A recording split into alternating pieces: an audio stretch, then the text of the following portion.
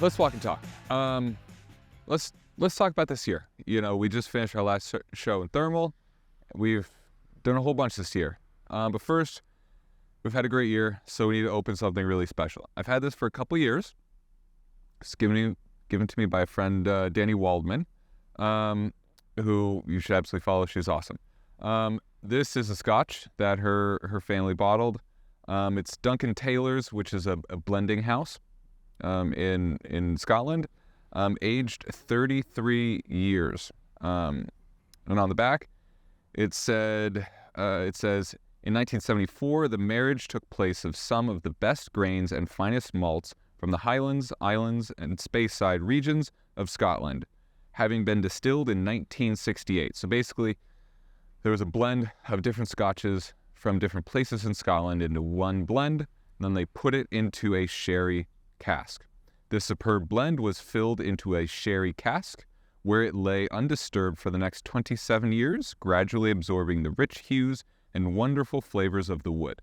So 6 years, then 27 years, gives you 33 years. The discovery of this rare cask was good fortune indeed, as the quality is quite outstanding. It was bottled at cask strength, 58% alcohol, in September 2001. That month, significant. When it was 33 years old, we are proud to offer you now the unique experience of enjoying this fine, very special blend.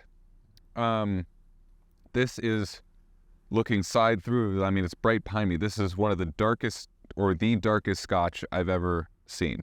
If I hold it up, it's brown red, like rich red hues, you know, sherry cask, so that's where a lot of that's coming from. I have never had a scotch that has this nose on it and this flavor. When you smell it, you have a lot of Armagnac notes. You have fortified wine and port notes. There's a little bit of clove. The alcohol note, even though it's 58%, is really not that serious. It is so rich. The vanilla is so well rounded. It's not like vanilla ice cream. It's just, it's like dessert wine, you know, port. It's like, this should be drunk with dessert. It's just,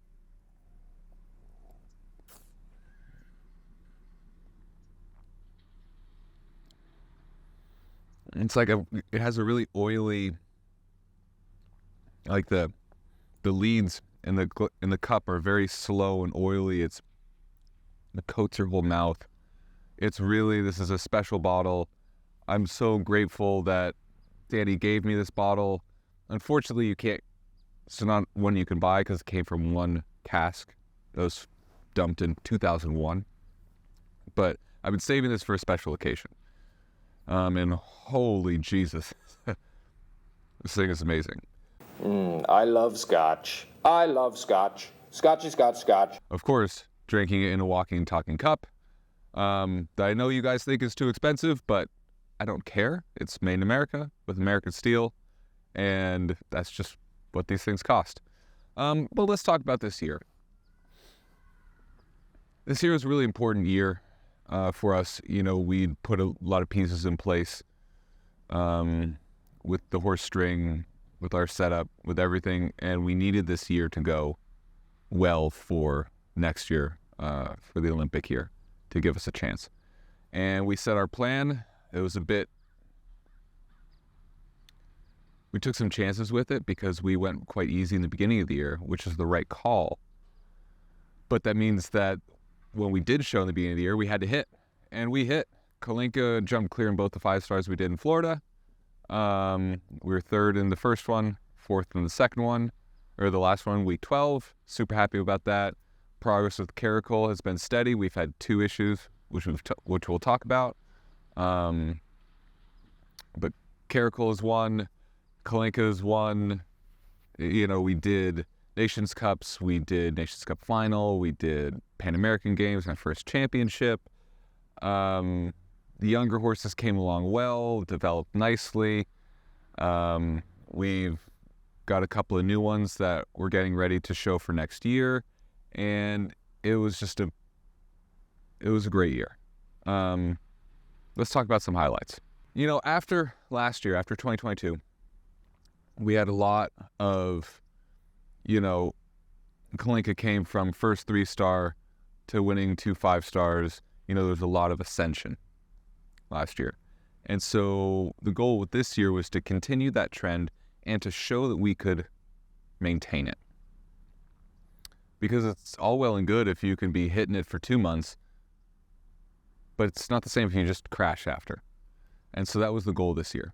And we did it. I was so proud about Florida, the 2 big 5-stars there. Then, we won the Nations Cup in California. Then we went up to Thunderbird. We didn't have the best first round, but then we jumped clear in the second round. I was really proud of that. Then after that, Kalinka went to Europe, and we did the Falsterbo Nations Cup in Sweden. And we were 4 faults and clear. I was very proud of that. Anchor ride, a lot of pressure. Then we went to Michigan, and her first show after Falsterbo in Sweden was Michigan, and she comes out and wins the 5-star there. And just the consistency. She's just humming. And then we had to. Then the next big show was Kalinka and Hamptons, trying to repeat our win from last year. That was an off week, honestly. That wasn't a good result. We just had some rails.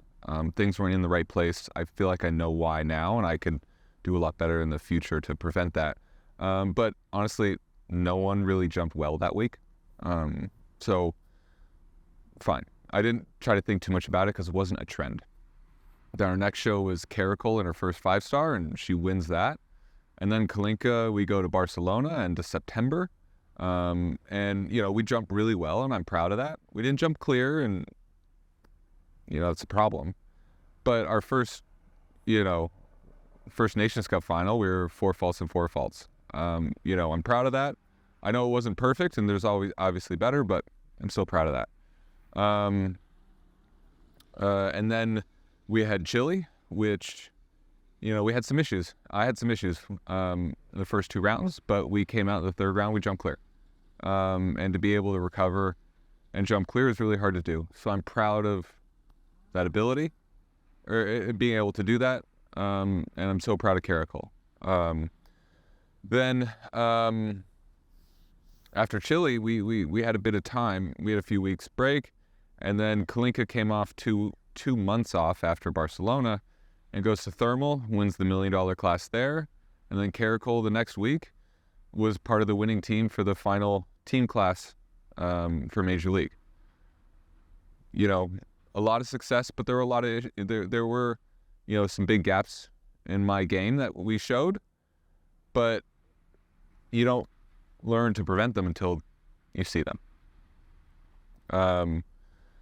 The experience at Nations Cups and at championships was super important for me this year, because you need to learn by doing. I believe that in all things, but in this one, you don't know what it's going to be like and what you're going to feel until you do it. You're an expert from your couch. I'm an expert from my couch. But it's something you got to do to know. And so that was great. And I feel I'm only going to come back stronger. And the success and everything from this year, for me is down to the team at Pomponio. Our grooms, vets, trainers, our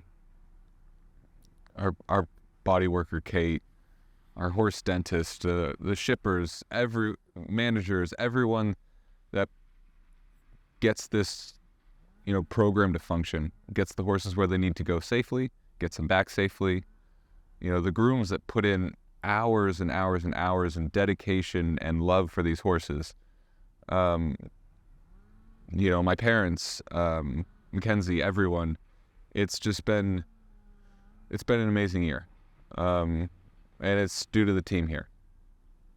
I'm also proud that we're ending the year with sound horses. Kalinka's sound, ready to go. Karol's sound, ready to go. We were able to have the success without burning our horses out. And we'll be even deeper next year, a deeper string. So I'm so happy to be done showing. It's been a busy year, a lot of time away from home, but I'm proud of it.